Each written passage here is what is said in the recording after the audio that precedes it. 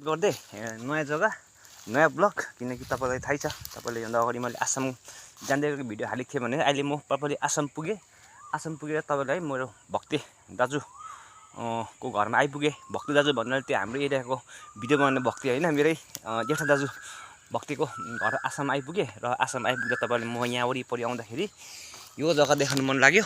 यहाँ चाहिँ तपाईँले देख्न सक्नुहुन्छ, यो जति पनि तपाईँले देख्दै गरेको यो सब तपाईँको सुपारीको बोट हो गाइस। किनकि हाम्रो एरियातिर धुप्पी पाइनासको तपाईँको रुखहरू हुन्छ भनेपछि यहाँ तपाईँको डल्लै देख्न सक्नुहुन्छ सुपारी।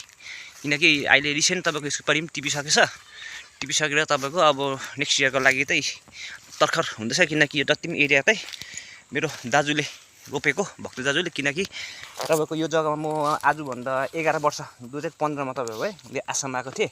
2015को बादमा तपाईँको 11 साल बाद आउँदा यहाँनिर 11 साल अगाडि आउँदाखेरि के पनि थिएन यहाँनिर। यहाँ सिर्फ तपाईँको यहाँनिर तपाईँको खेती गर्ने जग्गा चाहिँ यो सबै केही पनि थिएन। 11 वर्षमा आउँदाखेरि डल्लै चेन्ज। जब म 11 वर्षमा आउँदा चाहिँ डल्लै यहाँ चाहिँ वरिपरि चाहिँ डल्लै यहाँ देख्न सक्नुहुन्छ सुपारीको बोट। र यसपालि चाहिँ मेरो दाजुले चाहिँ 30 क्विन्टल बेच्यो अरे। किनकि तपाईँको 1 क्विन्टलको तपाईँको 5,000 रुपियाँ रेट थियो भनेपछि तपाईँको 25 क्विन्टलको हिसाब गर्नुहोस्, लगभग 1 लाख एबभको चाहिँ बिजनेस गरेछ तपाईँको मेरो दाजुले।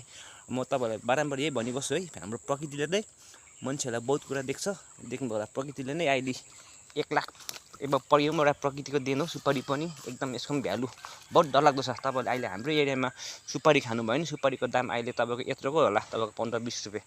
यहाँनिर तपाईँको अहिले 1 केजी पर केजी 50 रुपिस सस्तो। यहाँ त एकदम 50 रुपियाँ केजीमा तपाईँले सुपारी पाउनु सक्नुहुन्छ यहाँ आसाममा चाहिँ। तर हाम्रो जग्गामा चाहिँ यही सुपारी हाम्रो जग्गामा गएर चाहिँ हामीले किन्यो भने सुपारीको दाम म्याक्सिमम् तपाईँको मलाई जहाँसम्म लाग्छ 300 देखि 400 500 त हुनुपर्ने हो।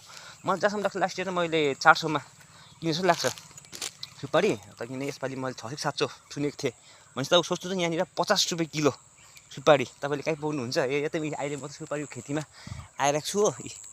किनकि आसाममा त तपाईँको एकदम यहाँको मान्छेहरू पनि एकदमै यसरी सुपारी खेती प्लस एकपल्ट नै तपाईँलाई भइने जग्गा पनि देखाउँछु म। किनकि हाम्रो भक्ति दाजुले चाहिँ खेतीमा एकदम धान पनि रोप्छ। धान सान तपाईँको यहाँनिर प्याज, तपाईँको खोर्सानी, तपाईँको यहाँको लसुन, अदुवा केही पनि किन्नु पर्दैन। तपाईँको यहाँनिर किन्नुपर्ने हो भने यो जग्गामा मलाई जहाँसम्म लाग्छ नुन र तेल चाहिँ तपाईँको किन्नुपर्छ। नुन र तेल बाहेक तपाईँको डल्लै यहाँनिर यो जति पनि यो एरियामै हुन्छ।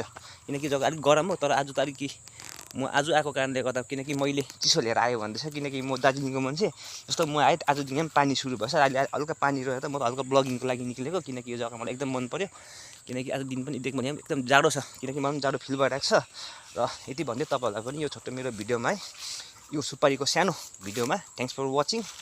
र तपाईँहरूले यसरी प्रकृतिलाई माया गर्नुभयो भने प्रकृतिले पनि हामीलाई बहुत कुरा देख्छ। र तपाईँहरूलाई म बारम्बार यही भन्न चाहन्छु, प्लिज सेभ नेचर, हाम्रो प्रकृतिलाई बचाएर राखौँ। प्रकृतिले पनि हामीलाई बहुत कुरा दिएको छ। अनि थ्याङ्क्स फर वाचिङ गाइज।